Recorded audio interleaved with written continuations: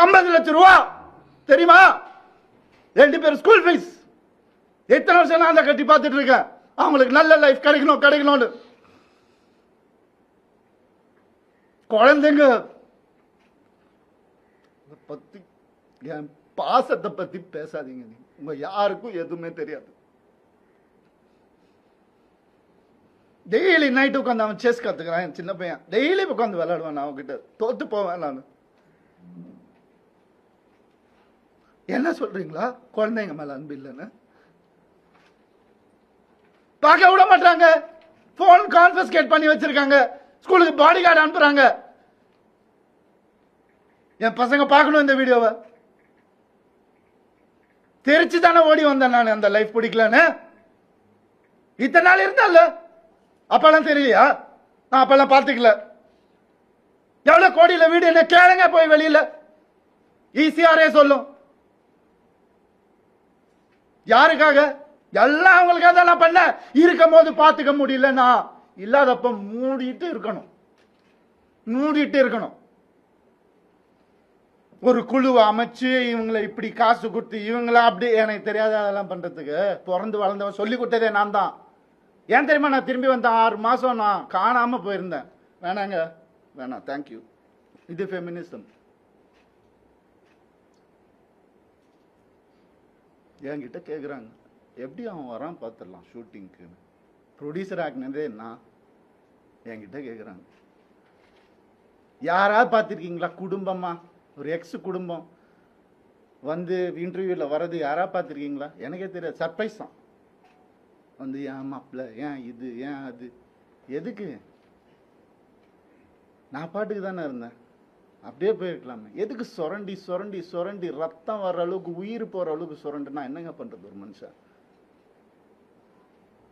எனக்கு இப்படிலாம் பேச தெரியாதா?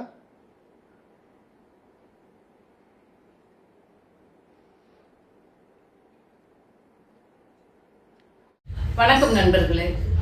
இந்த சினிமா நடிகர்கள்லாம் என்னத்தான் நினைச்சிட்டு இருக்காங்கன்னு தெரியல. ஆனா பிரஸ்காரங்க முன்னாடி வந்து உட்காந்துக்கிறாங்க. ஏதோ இவங்க குடும்பத்துல மட்டும்தான் பிரச்சனை இருக்கு, மற்ற குடும்பத்தெல்லாம் பிரச்சனையே இல்லை அப்படிங்கிற மாதிரி. பார்த்தீங்களா, நடிகர் ஜெயம் ரவி அவர் நேற்று தான் அவர் வந்து பேட்டி கொடுத்துருந்தாரு. எவ்வளோ இமோஷனலும் என் பிள்ளைங்களுக்கு 50 லட்ச ரூபாய் ஸ்கூலுக்கு மட்டும் அவங்க நல்லா இருக்கணுன்றதுக்கோசரம் கட்டுறேன் அப்படின்னு சொல்லிட்டு ரொம்ப இமோஷ்னலாக பேசுகிறாரு. அது மட்டும் பேசல, என் பிள்ளைகளை பார்க்க சொல்லி விட மாட்டேங்கிறாங்க. என் பையனோட நான் செஸ் விளையாண்டு தோத்துட்டு இருப்பேன் அப்படின்னு சொல்லிட்டு பற்றி எல்லாம் தப்பாக பேசுகிறாங்க. அழகுக்காக பின்னாடி போயிட்டேன் அப்படின்ற மாதிரிலாம் பேசுகிறாங்க. ஆர்த்தி குரூப் வந்து அவரை யாரோ ஒரு குரூப் வச்சு த்ரெட்டிங் பண்ணுறாங்க, அவர் இருக்கக்கூடாதுன்னு நினைக்கிறாங்க. அப்படிலாம் பேசிட்டு ரொம்ப எமோஷ்னலாக கத்தி பேசுகிறாரு. நான் என்ன சொல்ல வரேன்னா, ஏதோ இவங்க குடும்பத்துல மட்டும்தான், அந்த நடிகர்கள் குடும்பத்துல மட்டும்தான் பிரச்சனை நடக்கிற மாதிரி இப்படி வந்து வெளியே வந்து பொது வெளியில வந்து பேசிட்டு இருக்காங்க. பொது வெளிக்கு வந்துட்டாலே எல்லாருமே பேசத்தான் செய்வாங்க, சரிங்களா?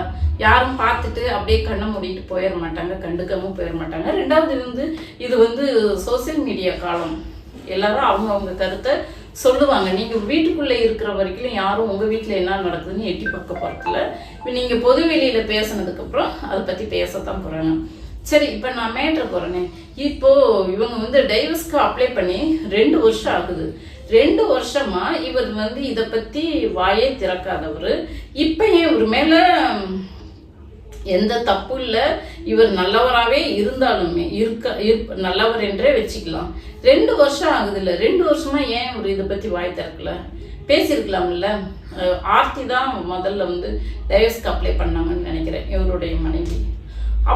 அப்போ டைவர்ஸ்க்கு அப்ளை பண்ணப்ப சர்ச்சை வந்தது. இவர் அதை பத்தி எதுவுமே பேசாம இருந்தாரு. ஆனா 2 வருஷம் கழிச்சு இப்ப வந்து பேசுறாரு அப்படின்னாக்க, அவங்களுடைய கேர்ள் ஃப்ரெண்டு என்சிகா வந்து இந்த சென்னையை விட்டு போயிட்டாங்க. அவங்க இன்ஸ்டாகிராமில் ஒரு வீடியோ போட்டு போகிறாங்க. நான் யாருடைய குடும்பத்தையும் நான் கெடுக்க விரும்பல, அதனால நான் போகிறேன். இந்த எல்லாம் என்னால் தான் ரவி குடும்பம் கெட்டு போயிடுச்சுன்னு சொல்கிறாங்க. அதனால நான் இந்த ஊரை விட்டு போகிறேன் அப்படின்னு சொல்லிட்டு அவங்க சென்னை விட்டு போயிட்டாங்களாம். அந்த கோபத்தில், அந்த இமோஷனலில் வந்து மீடியா முன்னாடி இப்படி வந்து கத்திட்டு இருக்கிறாரு. சரி, இவர் சொல்ற காரணங்கள்லாம் பார்த்தா இவரை வந்துட்டு பிளாக்மெயில் பண்ணி தான் என்னை வந்து திருமணம் பண்ணிக்கிட்டாங்க என்று சொல்லி ஆர்த்தி மேல குற்றச்சாட்டு வைக்கிறாரு. அப்படி இருந்தும் நான் 14 வருஷம் வாழலையா என்று சொல்லி கேட்கிறாரு. எனக்கு இதை வந்து எப்படி எடுத்துக்கிறதுனே தெரியல. பிளாக்மெயில் பண்ணி திருமணம் பண்ணா இவர் மெச்சூரிட்டியான ஆள் தானே. இவர் அப்பயே வந்து எனக்கு இந்த திருமணத்துல விருப்பம் இல்லை, நான் டைவர்ஸ்க்கு அப்ளை பண்றேன் அப்படின்னு சொல்லிட்டு அப்பயே அப்ளை பண்ணியிருக்கலாமே. பிளாக்மெயில் சரி, என்ன கையும் காலையும் கட்டி போட்டு திருமணம் பண்ணிக்கிட்டாங்களா? அடிச்சு 4 பேரை வச்சு அடிச்சு மிரட்டி திருமணம் பண்ணிக்கிட்டாங்களா? அப்படி மிரட்டி திருமணம் பண்ணாதான் 2 பேரும் சந்தோஷமா வாழ்ந்துட முடியுமா? இவங்க திருமணத்துக்கு அப்புறம் எத்தனையோ நிகழ்வுகள்ல 2 பேரும் ஒன்னா மகிழ்ச்சியா போனதை நம்ம பார்த்துருக்குறோமே. அப்படி இருக்கும்போது என்னை பிளாக்மெயில் பண்ணி தான் திருமணம் பண்ணிக்கிட்டாங்க அப்படிங்கிறத நம்ம எப்படி ஏத்துக்க முடியும்? 14 வருஷம் ஒரு இடத்துல வாழ முடியுமா? 2 பேரும் ஒன்னா இருக்க முடியுமா? குழந்தைங்க பெற்றுக்க முடியுமா?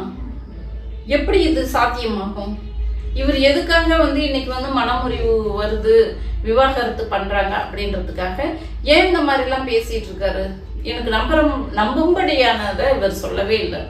அப்புறம் வந்துட்டு அவங்க வீட்டில் எல்லாரும் இவங்க கம்பெனியிலேயே தான் நடிக்கணும் அப்படின்னு சொல்லிட்டு ப்ரெஸ்ஸை கொடுத்தாங்க. நான் இப்போதான் சுதந்திர காற்றை சுவாசிக்கிறேன் அப்படின்னு சொல்லிட்டு சொல்றாரு. எப்போன்னா அவங்க வீட்டை விட்டு வந்ததுக்கப்புறம் நேராக கென்சிகா வீட்டுக்கு போயிட்டாங்க. அவங்க ஃப்ரெண்டு ரவியோட ஃப்ரெண்டு கென்சிகா வீட்டுக்கு போயிட்டாங்க.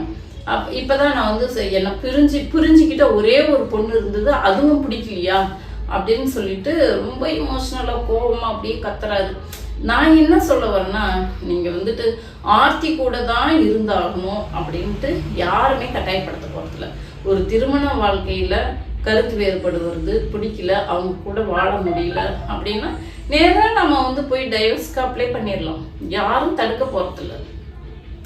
நீங்கள் டைவர்ஸ்க்கு அப்ளை பண்ணி டைவர்ஸ் வாங்கினதுக்கப்புறம் யார் வேணாலும் நீங்கள் விரும்பினவங்கள கல்யாணம் பண்ணிட்டு போங்களே, யார் வேணான்றாங்க?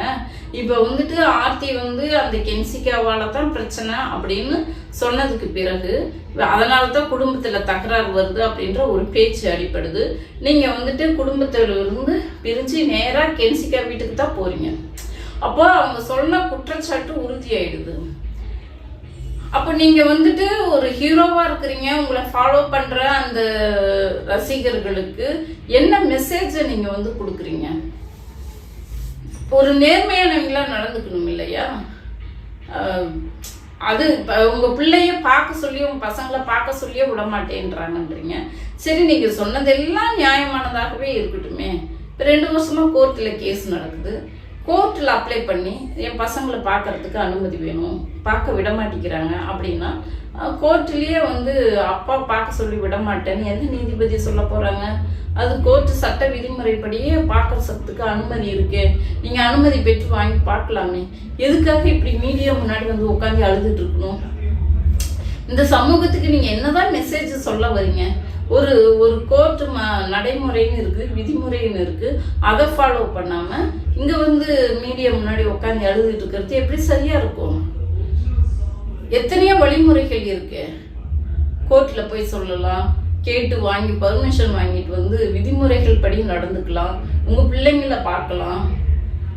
அவங்களே சொல்லுவாங்க, மாசத்துக்கு 3 முறை போய் பாருங்க, 4 முறை போய் பாருங்க அப்படின்ட்டு அவங்களே சொல்லுவாங்க. பிள்ளைங்க ஆசைப்பட்டா அவங்களும் வந்து பார்த்துக்கலாம் அப்படின்னு சொல்லுவாங்க. கோர்ட்டு நீதிபதிகளே தீர்ப்பு சொல்லுவாங்க. அதையெல்லாம் அந்த விதிமுறைகள்லாம் ஃபாலோ பண்ணாம இங்க வந்து உட்காந்துக்கிட்டீங்க அழுகுறீங்க. இப்போ 2 வருஷமா டைவர்ஸ் கேஸ் போயிட்டு இருக்குதுன்றீங்க. அப்போ டைவர்ஸ் கேஸ் ஃபைனலுக்கு வந்துட்டாக்க உங்களுக்கு ஆட்டோமேட்டிக்காக டைவர்ஸ் கிடைச்சிரும். அதுக்கப்புறம் நீங்க விரும்பிய பொண்ணை கல்யாணம் பண்ணிட்டு போக போறீங்க. இப்பயும் நீங்க விரும்பின பொண்ணு கொடுத்தா இவ்வளவு நாள் இருந்தீங்க. இப்போ நீங்க வந்து டைவர்ஸ் இல்லாம நீங்க போயிட்டு உங்க இஷ்டத்துக்கு அந்த பொண்ணு கூட வாழ்ந்ததுனாலதான் உங்களை மற்றவங்கலாம் சொல்லியிருப்பாங்கன்னு நினைக்கிறேன். நீங்க டைவர்ஸ் வாங்கிக்கிட்டு யார் கூட வேணாலும் போய் திருமணம் பண்றீங்க அல்லது ஒப்பந்தத்தின் பேர்ல வாழ்றீங்க. அது யாரும் கேட்க போறதில்ல. டைவர்ஸ் ஆயிட்டாவே உங்க வாழ்க்கையை நீங்க முடிவு பண்ணிக்கலாம். அதை யாரும் கேட்க போறதில்ல. நீங்க டைவர்ஸ் பண்ணாம போனதுனாலதான் அது வந்து கேள்வியாக வருது. பலரும் அதை வந்து கேள்வி எழுப்புவதாக வருது. ஆனா இந்த திரைத்துறையில இருக்கிறவங்க மட்டும் ஏன் எதுக்கு எடுத்தாலும், இப்போ இவர் ஏஆர் ரஹ்மான் கூட டைவர்ஸ் பண்ணாரு. அவங்க மனைவியை பத்தி ஒரு வார்த்தை கூட குறை சொல்லவே இல்லையே. அதே அவங்க மனைவியும் வந்து அவரை பத்தி ஒரு வார்த்தை கூட வெளியில சொல்லவே இல்லையே. டைவர்ஸ் அவங்க 2 பேரும் டைவர்ஸ் பண்ணிக்கிறாங்கன்ற செய்தி மட்டும்தான் வந்தது. மற்றபடி அவங்கள யாரும் அசிங்கமா பேசல, எதுவும் அவங்க குடும்பத்தை பத்தி பேசல. அவங்க டைவர்ஸ் வாங்கிட்டு அவங்க பாட்டுக்கு அவங்கவுங்க பொழப்ப பார்த்துட்டு இருக்காங்க. அதுக்கு டைவர்ஸ்க்கு அப்புறம் அவங்க மனைவிக்கு கூட ஏதோ உடம்பு சரியில்லாம போயிருக்கு, இவர் போய் பார்த்துட்டு வந்திருக்காரு. அந்த மாதிரி தகவல்லாம் ரஹ்மான் பத்தி வந்தது.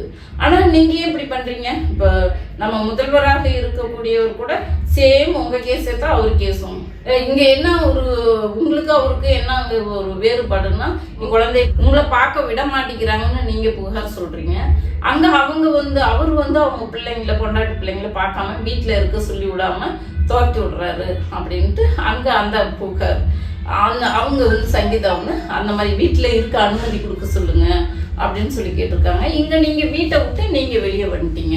இவங்க 2 பேத்துக்குள்ள வித்தியாசம் இதுதான். ஆனா டைவர்ஸ் பண்ணாம இன்னொரு பொண்ணுகிட்ட 2 பேருமே போயிருக்கீங்க. அதுதான் 2 பேத்து வாழ்க்கையிலுமே சிக்கலாக வந்திருக்கும்னு நினைக்கிறேன். சினி ஃபீல்டில் இருக்கிறவங்க அவங்கன்னா குடும்ப பிரச்சனைய மீடியா முன்னாடி உட்காந்துட்டு பேசுறது நல்லது இல்லை. லட்சக்கணக்கான குடும்பங்கள் இந்த மாதிரி பிரச்சனையில குடும்ப பிரச்சனையில மூழ்கிதான் இருக்கு. ஒரு சிலர் சரி குடும்பத்துக்காக பொறுத்து போகலாம் அப்படின்ட்டு பொறுத்து போறாங்க. ஒரு சிலர் இல்லை இனிமே என்னால பொறுக்க முடியாது அப்படின்னு சொல்லிட்டு டைவர்ஸ்க்கு அப்ளை பண்ணிட்டு போறாங்க. அப்படியெல்லாம் இருக்காங்க. அது யாருக்கு தெரியாம ரகசியமா அது பாட்டுக்கு போயிட்டே இருக்கு. ஆனா சினி ஃபீல்டில் இருக்கிறவங்க மட்டும் ஏன் இந்த மாதிரி ஊடகங்கள் முன்னாடி பப்ளிசிட்டி பண்றீங்கன்னு தெரியல. இந்த போக்கு மாறணும்னு நான் நினைக்கிறேன். இடையில ஹீரோவா பார்த்தவங்க எல்லாம் ரியல்ல பார்த்தமாக்கு 0வா இருக்காங்க. என்ன நண்பர்களே, நான் சொல்றது சரியா? நன்றி, வணக்கம்.